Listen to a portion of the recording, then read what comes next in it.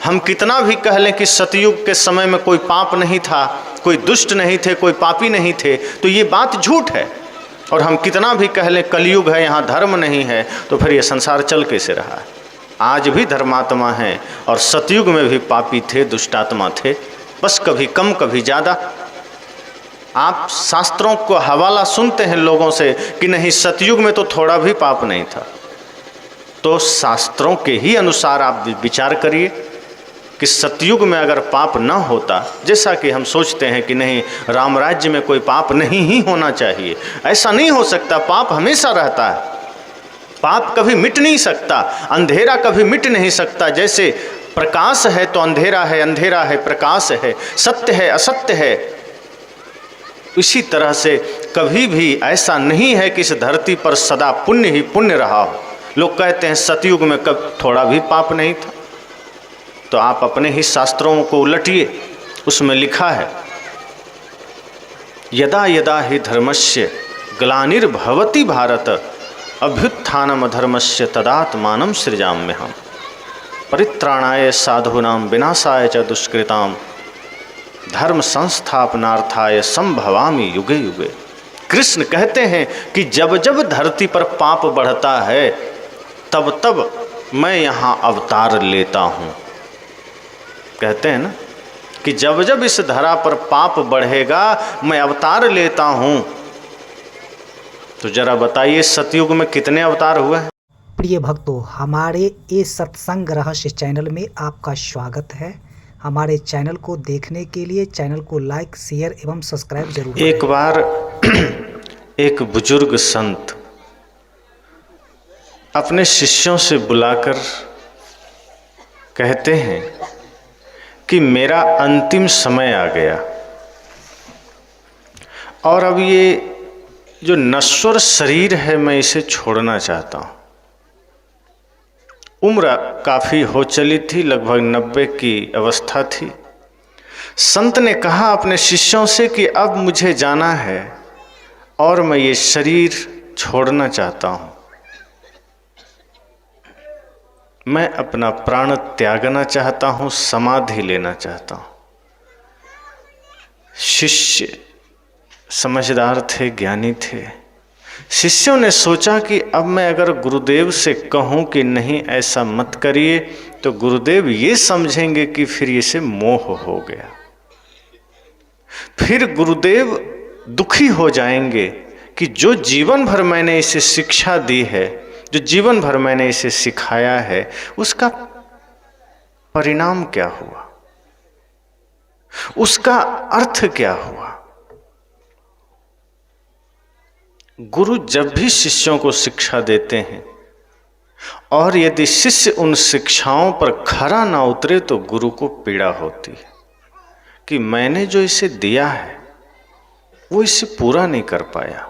जैसे सदगुरु कबीर साहब जब गुजरात के भरूच में तत्व और जीवा के घर मेहमान थे और काफ़ी दिन वहाँ रहे और तत्व जीवा ने बड़ी सेवा की, बड़ी देखभाल की।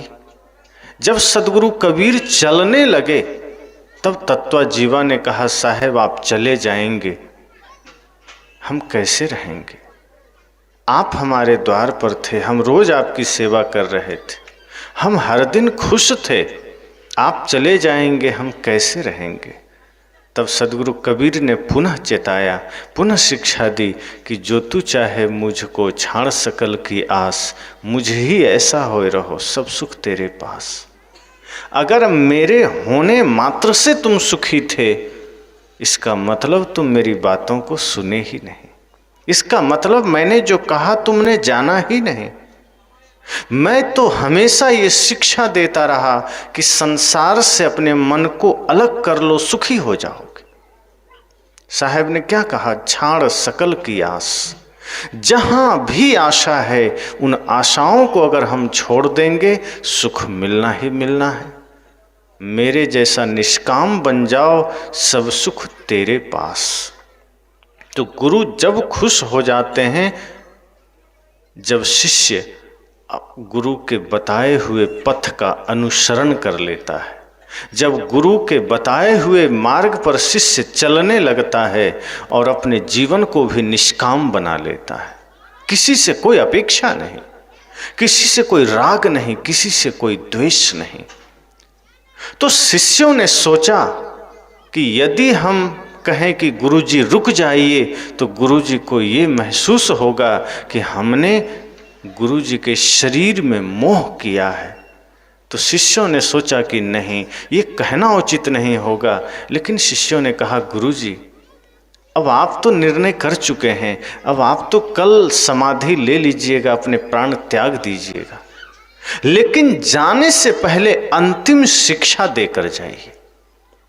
जीवन भर आपने सिखाया है, जीवन भर आपने ज्ञान दिया है, जीवन भर आपने मार्ग बताया है, जीने की कला बताया।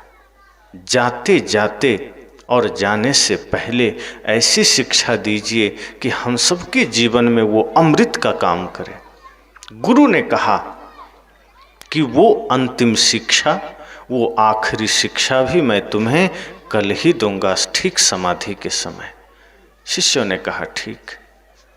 समय आया, गुरु समाधि में लेटे और कहे, अब थोड़े ही देर में मैं प्राण त्यागूंगा। शिष्यों ने कहा, गुरुजी शिक्षा। गुरुजी ने कहा ठीक है। गुरुदेव ने आंखें बंद की और अपना मुख खोल दिया। शिष्यों से कहा कि देखो तुम्हें क्या नजर आ रहा है, गौर से देखो। शिष्यों ने कहा, गुरुजी आपके मुख में जीभ नजर आ रही है। ये जो जीभ है ना, जिससे हम स्वाद लेते हैं।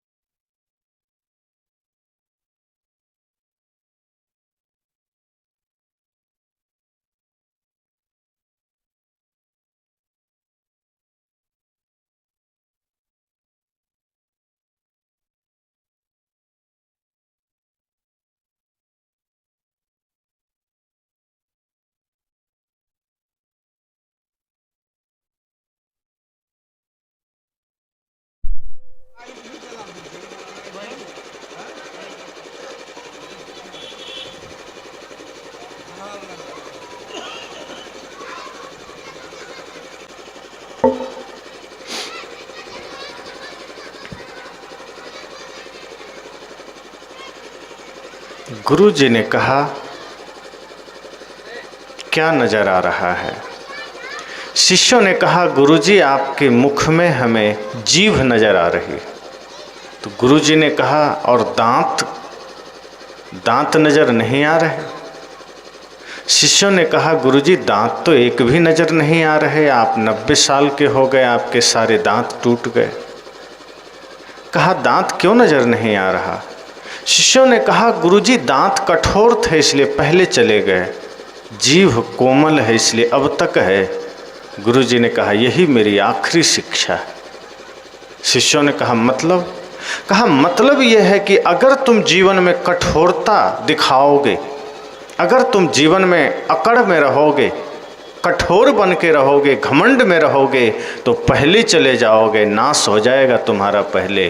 और जीभ की तरह अगर कोमल बन के रहोगे, मधुर बन के रहोगे, तो अंतिम तक रहोगे, कभी नाश नहीं होगा। कोमलता, विनम्रता अगर है जीवन में, तो तुम संसार को ही मंदिर बना लोगे, घर को ही स्वर्ग बना लोगे। और यदि अहंकार है, कठोरता है, अकड़न है, तो कहीं भी लोग तुम्हें पसंद नहीं करेंगे। इसलिए सदैव ये ध्यान रखना कि जीभ जन्म से आती है और मृत्यु तक साथ देती है, क्योंकि उसमें कोमलता है, उसमें विनम्रता है। दांत जन्म के बाद आता है और मृत्यु से पहले लगभग विदा हो जाता है, क्योंकि उसमें कठोरता है। जहां भी कठोरता होगी समझना रिश्ते टूट सकते हैं। और पहली शर्त यह है कि विनम्रता जरूरी है। इसलिए साहब ने कहा है, बोल तो अमोल है जो कोई बोले जान, हिये तराजू तौल के तब मुख बाहर आन। हम लोगों से कैसे बोलते हैं, कोमलता होती है। आज रिश्तों में इतनी कठोरता, इतनी कड़वाहट आ गई है कि कोई प्रेम से बोलना ही नहीं चाहता, कोई मधुरता से बोलना ही नहीं चाहता। आप कहीं निकल जाइए, घर हो, परिवार हो, गांव हो, पंचायत हो, शहर हो, मार्ग हो, जहां भी आप देखेंगे थोड़ा सा भी कोई सहने को राजी नहीं है। कोई भी आदमी थोड़ा सा रुकने को राजी नहीं है। आप थोड़ा सा कुछ गलती कर बैठिए, 4 आदमी खड़े हो जाएंगे। कोई और कुछ कर बैठे, सीना जोरी तुरंत आदमी कर लेता है।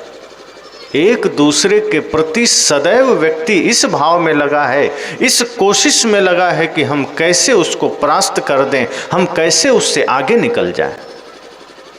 हर कोई इसी ख्याल में है, हर कोई इसी चेष्टा में है। और जब ऐसी चेष्टा होगी तो रिश्ते कभी बनते नहीं हैं, फिर रिश्ते बिगड़ते हैं, फिर परिवार बिखरता है। उम्र चाहे जितनी ढल जाए, फिर हमारे जीवन में शांति, हमारे जीवन में प्रेम, हमारे जीवन में विनम्रता नहीं आती। फिर हमारे जीवन में कठोरता बनी रह जाती है और उसी कठोरता के साथ हम मृत्यु के गोद में चले जाते हैं। जीवन का ध्येय, जीवन का उद्देश्य ये नहीं है कि हम कठोरता के साथ जिए, कि हम अकड़ के साथ जिए। जहाँ विनम्रता है वहाँ स्वर्ग है। और आप देखें कि जो आदमी विनम्र होता है, जिसकी वाणी मधुर होती है, वो बिखरे हुए परिवार को भी स्वर्ग बना देता है। वो कितने दिलों को जोड़ देता है। वो आदमी कहीं भी जगह बना लेता है। जिसकी वाणी खराब है वो घर में भी सबको खटकता है। जिसकी बोल ठीक नहीं है उसको अपने घर के लोग भी पसंद नहीं करते, पर जिसकी वाणी ठीक है वो अपरिचित जगह में जाके भी वहाँ मित्रता कर लेता है।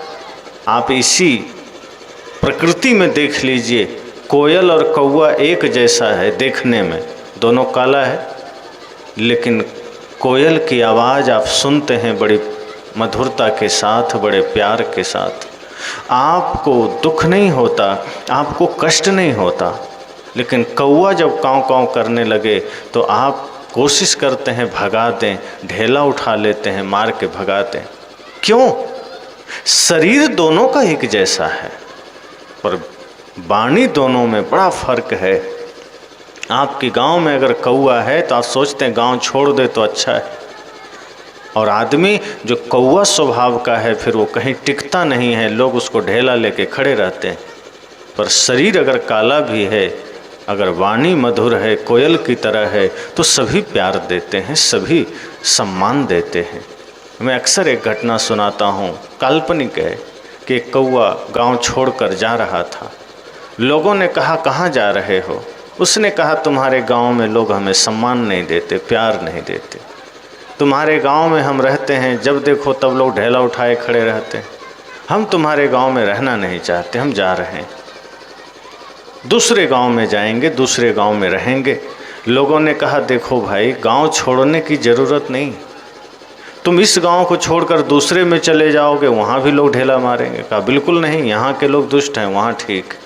कहा तुम जहाँ भी जाओगे ढेला खाओगे, अगर तुम्हें कुछ छोड़ना है तो अपने कठोर वचन छोड़ दो, फिर यहाँ भी तुम्हारे लिए स्वर्ग है।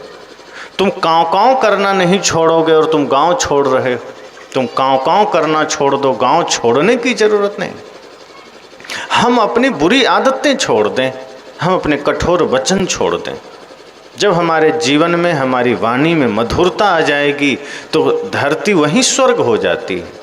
कोई जगह स्वर्ग है इसलिए वहाँ जाके हम सुखी हो जाएंगे, ऐसा नहीं है। धरती को स्वर्ग बनाना पड़ता है, घर को मंदिर बनाना पड़ता है, समाज को संस्कारी बनाना पड़ता है, सभ्य बनाना पड़ता है। कोई बना हुआ कहीं से नहीं आता। आप अपने बच्चों को संस्कार देंगे, वही बड़े संभावनाओं को लेकर खड़ा हो जाएगा, वही आगे चलकर किसी न किसी महापुरुष के रूप में देश में जाना जाएगा, दुनिया में जाना जाएगा। गर्भ से कोई महापुरुष पैदा थोड़े होता है, गर्भ से कोई डॉक्टर, इंजीनियर, वकील पैदा थोड़े होता है। गर्भ से एक कोरा इंसान पैदा होता है और आगे आकर के जन्म लेकर के कोई हिंदू बना देता है, कोई मुसलमान बना देता है, कोई सिख बना देता है, कोई जैन बना देता है, कोई बौद्ध बना देता है, कोई मेहनत करके डॉक्टर, इंजीनियर बना देता है, कोई नेता, मंत्री, विधायक बना देता है, कोई प्रधानमंत्री बना देता है। और कुछ लोगों के संस्कार दिव्य होते हैं परिवार के, उन संस्कारों को सीखते सीखते वो बच्चा धर्मात्मा बन जाता है, महात्मा बन जाता है। सब बाहर बनते हैं, वो आप पर, हम पर निर्भर करता है कि हम क्या कर रहे हैं। अगर हमारे जीवन में कोमलता है, अगर हमारे वाणी में कोमलता है, तो असंभव कुछ भी नहीं है। फिर बिखरे हुए घर को भी हम एक सूत्र में बांध सकते हैं, फिर टूटे हुए दिल को भी हम जोड़ सकते हैं। अगर हमारी वाणी कठोर है तो बना हुआ घर भी बिखर जाता है, बना हुआ समाज भी टूट जाता है। इसलिए संतों ने कहा कि जिस प्रकार जीभ कोमलता का प्रतीक है और वो मृत्यु तक रहती है, दांत कठोरता का प्रतीक है, वो जन्म के बाद आए और पहले विदा हो गए। सोचिए जीवन में हमें क्या बनना है, क्या धारण करना है। अगर वाणी ठीक हो जाए, हमारा बोलना ठीक हो जाए, तो हम किसी को अपना बना सकते हैं। आज वाणी के वजह से ही तो झगड़े होते हैं। पिता कुछ कठोर कह दिया, पुत्र को सहन नहीं हुआ, घर छोड़ दिया। बड़े भाई ने कुछ कह दिया, छोटा भाई बंटवारा कर लिया कि बस अब घर नहीं चलेगा। देवरानी जेठानी में वाणी को लेकर झगड़े हो गए कि हम तुम्हारा सुनेंगे, हम सुनने के लिए आए हैं। सास बहू एक दूसरे को सुनना पसंद नहीं कर रहे। सुनाना सब चाह रहा है कि हम किसी को दो वाणी कठोर सुना दें, लेकिन वो हमें न सुनाए। अगर आप सुनाने को तैयार हैं तो सुनने को भी तैयार हो जाइए। लेकिन समस्या ये है कि हम किसी को दो कठोर शब्द सुनाना तो चाहते हैं, सुनना नहीं चाहते। अगर कोई हमें थोड़ा सा क्रोध में आकर बोल दिया तो हमारे भीतर भी आग जलने लगती है कि तुम हमको सुनाओगे, हम सुनेंगे तुम्हारा, और बस महाभारत शुरू हो जाता है। जबकि साहब कहते हैं नहीं, ये वाणी आपकी बड़ी कीमती है, बड़ा अनमोल है। जब इसे आप मधुरता से बोलते हैं तो आपके मुख से निकली हुई यही वाणी प्रार्थना बन जाती है। और जब आप क्रोध के आवेश में बोलते हैं, छल के आवेश में बोलते हैं, कपट के रूप में बोलते हैं, तो यही वाणी जो मुख से निकलती है ये गाली बन जाती है। इसलिए प्रेम की अवस्था में बोलिए, इसलिए करुणा के साथ बोलिए, विनम्रता, कोमलता के साथ बोलिए। किसी और के चलते अपनी वाणी मत बिगाड़ लीजिए। नुकसान किसी और का नहीं होगा। हम कहते हैं क्या करें, सामने वाला के वजह से हमें क्रोध करना पड़ गया।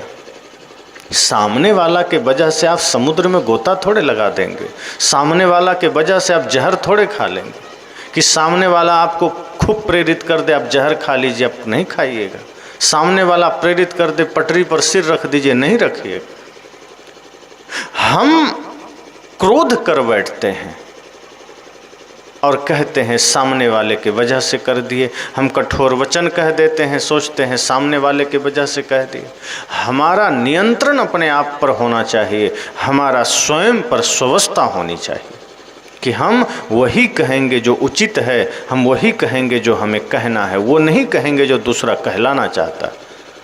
तो अगर हमारी वाणी ठीक है, हमारा व्यवहार ठीक है, हमारा मन ठीक है, तो संसार ठीक है, तो हमारा घर ठीक है, परिवार ठीक है। और एक व्यक्ति ठीक हो जाता है तो पूरे परिवार को ठीक कर लेता है। इसलिए संत जन कहते हैं कि कहीं भी रिश्ते में अगर कोई खटास है तो अपनी वाणी को ठीक कर लीजिए।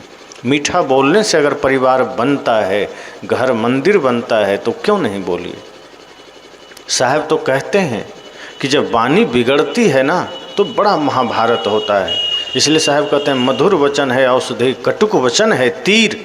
जैसे कोई तीर मारता है तो तीर चुभ जाती है, ऐसे ही जब आप कठोर वचन कहते हैं तो तीर की तरह चुभती। इसलिए भाई हो, पिता हो, माता हो, मित्र हो, पुत्र हो, कोई भी रिश्ते हों, चाचा चाची हों, दादा दादी हों, आप कोशिश कीजिए प्रेम से बोलिए।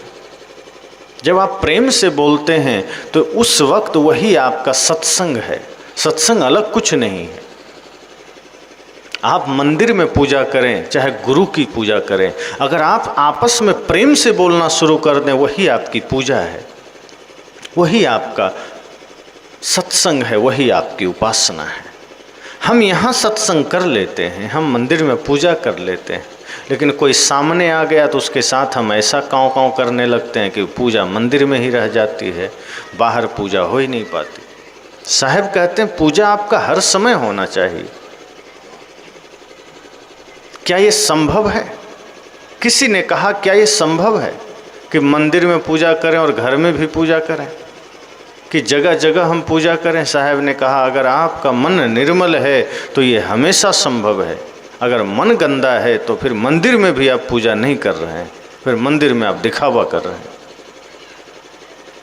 अगर मन निर्मल है तो आप कहीं भी पूजा कर सकते हैं। मन गंदा है तो मंदिर में भी पूजा नहीं है। मन साफ है तो घर में भी सत्संग है, मन गंदा है तो सत्संग में भी सत्संग नहीं हो पाता है। ऐसा नहीं है कि लोग संतों को सुनते नहीं हैं, सत्संग से जुड़े नहीं हैं, किताबें नहीं पढ़ते हैं, लेकिन आप अपने ही समाज को देखिए, अपने ही गांव को देखिए, कितने लोग झगड़े कर लेते हैं, कितने लोग घर में बंटवारा कर लेते हैं। आज इसी गांव की बात आप लीजिए, क्या राम भक्त नहीं है यहाँ? राम जी को मानने वाले कितने लोग हैं? शायद गणना करेंगे तो ज़्यादा निकलेंगे, लेकिन दूसरी गणना अगर यह करें कि राम जी को मानते हैं तो क्या भाई से ज़मीन का बंटवारा लिए कि नहीं, तो कितने लोग कहेंगे कि हम नहीं लिए?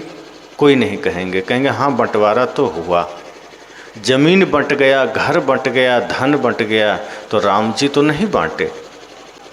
राम ने प्रेम का पथ दिया, सदगुरु कबीर ने शांति का मार्ग दिया। भ्रांति से शांति की ओर, झूठ से यथार्थ की ओर सदगुरु कबीर ले चले। हम कहाँ मानते हैं?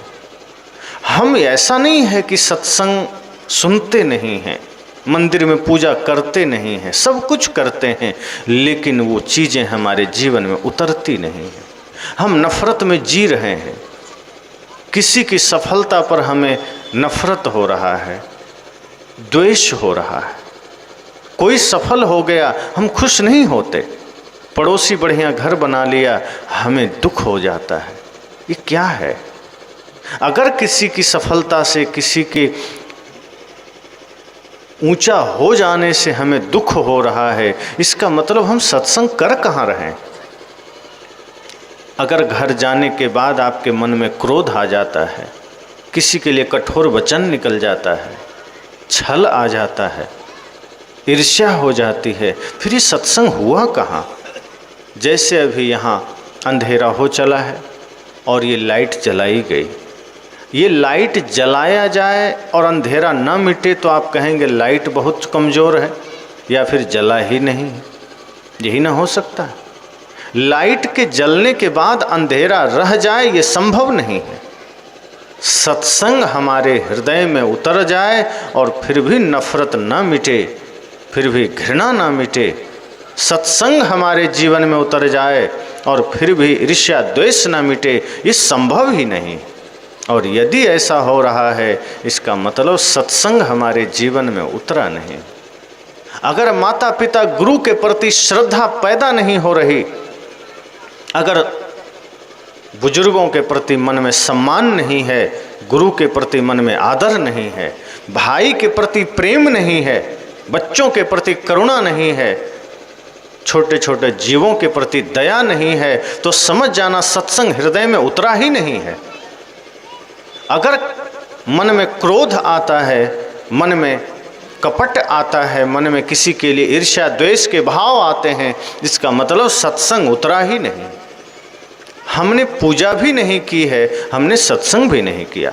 इसलिए साहब कहते हैं अपने कर्म को सुधारिए, अपने वाणी को पवित्र कीजिए।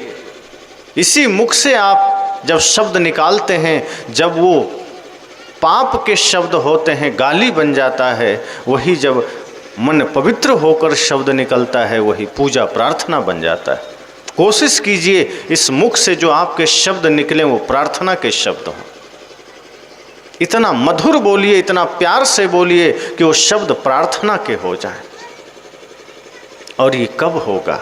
जब हम सब अपने बारे में सोचेंगे, जब हम अपने लिए विचार करेंगे। अभी हम दूसरों के बारे में सोचते हैं, पड़ोसी क्या कर रहा है, भाई क्या कर रहा है, उसका बच्चा क्या कर रहा है, वो दूसरे ने क्या किया। हम पूरा लेखा जोखा, पूरा हिसाब किताब दूसरे का रखते हैं। 24 घंटे हम अपने बारे में सोचते ही नहीं कि हमारा मन कैसा है, हमारा विचार कैसा है, हमारा जीवन कैसा है, हमारा जीने का ढंग कैसा है। हमारा मन निरंतर गंदा सोचता है और हम दूसरे को देख रहे हैं। हमारा मन निरंतर अपवित्र हो रहा है और हम दूसरे के बारे में सोच रहे हैं। सत्संग का अर्थ ही है कि अपने मन को देखिए, अपने कर्म को देखिए, अपने विचारों को देखिए। पिता सोच रहा है बेटे को सुधार दो, बेटा सोच रहा है पिताजी को समझा दूं, सास माँ सोच रही है बहू को समझा दूं और बहू सोचती है कि सास माँ को समझा दूं, बता दूं, सुधार दूं। बड़ा भाई सोचता है छोटे भाई को समझा दूं, छोटा भाई सोचता है बड़े भैया को सुधार दूं। अपने मन को सुधार लूं, ये कोई सोचता है? और सच तो ये है कि अगर आपने अपने मन को सुधार लिया, अपने मन को ठीक कर लिया, तो किसी और को ठीक करने की ज़रूरत नहीं। अगर हमने अपना दिया जला लिया तो हमारे दिए के प्रकाश में हो सकता है औरों के जीवन में उजाला आ जाए, हो सकता है औरों के जीवन में प्रकाश आ जाए। पर अगर हमारा मन, हमारा वाणी ही अंधेरे में हो तो हम किसी दूसरे को उजाले की ओर इंगित नहीं कर सकते। अगर हमारे ही मन में छल है, हमारे ही मन में कपट है, तो हम दूसरे को प्रेम का रास्ता नहीं दे सकते। अगर प्रेम में जीना है और समाज को प्रेम का राह दिखाना है तो सबसे पहली शर्त है कि आप प्रेम में उतर जाइए। प्रेम का आनंद ही तब मिलेगा जब आप प्रेम में उतरेंगे, आप सत्य में उतरेंगे, आप भक्ति में उतरेंगे। और ऐसा करना कठिन भी नहीं है। ये सत्संग इसीलिए है, संतों का संग इसीलिए है। कई लोग सवाल करते हैं, कल मैंने राम जी पर थोड़ी चर्चा की थी जहाँ मैं था सहरसा में, कि राम का आगमन हो रहा है अयोध्या में, श्री राम। अब सवाल ये उठता है कि राम जी गए कहाँ थे जहाँ से उनका आगमन हो रहा है, और अगर हो रहा है तो आज ही क्यों हो रहा है, पहले से क्यों नहीं हुआ, और किस रूप में हो रहा है, और उस मंदिर में ही हो रहा है कि और कहीं हो रहा है, तो फिर बाकी जो मंदिर हैं उसमें कौन बैठा है। सवाल बहुत सारे हैं, फिर भी धन्यवाद है, शुभकामना है कि चलिए एक ऐतिहासिक पुरुष हैं श्री राम, अगर हम उनकी मर्यादा को लें, उनके आदर्शों को लें, ठीक है, उनके स्मरण में, उनके याद में एक मंदिर बन रहा है, धन्यवाद। पर उससे ये समाज लेगा क्या, उससे ये भारतवासी सीखेंगे क्या, क्या परिवर्तन आएगा? राम जी के मंदिर से ये देश में क्या बदलेगा? अगर भौतिक दृष्टि से देखें तो शायद आर्थिक रूप से कुछ न कुछ रोजगार लोगों को मिल जाएंगे, पर क्या अर्थ ही जरूरी है जीवन में? क्या धन ही जरूरी है? क्या भौतिक जीवन ही पर्याप्त है? ये आध्यात्मिक रूप से, चारित्रिक रूप से, वैचारिक रूप से हमारे जीवन में क्या परिवर्तन आएगा, क्या हमने सोचा?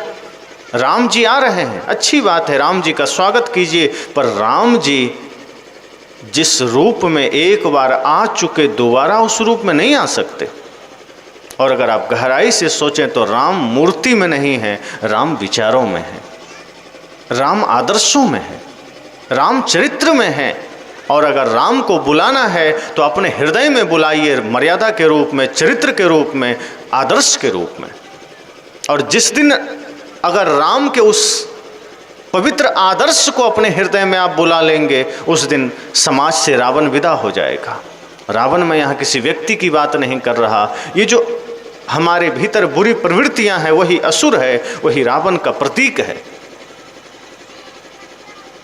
और जब चारों ओर सुख है, शांति है, समृद्धि है, चारों ओर धर्म का वातावरण है, वही राम राज्य है। तो मैंने जब राम राज्य की चर्चा किया तो एक सज्जन ने लिखा कि आप गलत बोल रहे हैं, ये राम तो कभी भी लोगों को सुख नहीं दे पाए, कभी भी शांति नहीं दे पाए, समृद्धि नहीं दे पाए, ये राम राज्य फर्जी है। मैंने इतना ही कहा कि जब राम राज्य की बात आती है तो राम जी के समय में क्या था नहीं था पता नहीं, क्योंकि अच्छे बुरे सदा रहे हैं, कभी कम कभी ज़्यादा। ऐसा कभी नहीं हो सकता कि पूरी अच्छाई हो और ऐसा कभी नहीं हो सकता कि पूरी बुराई हो।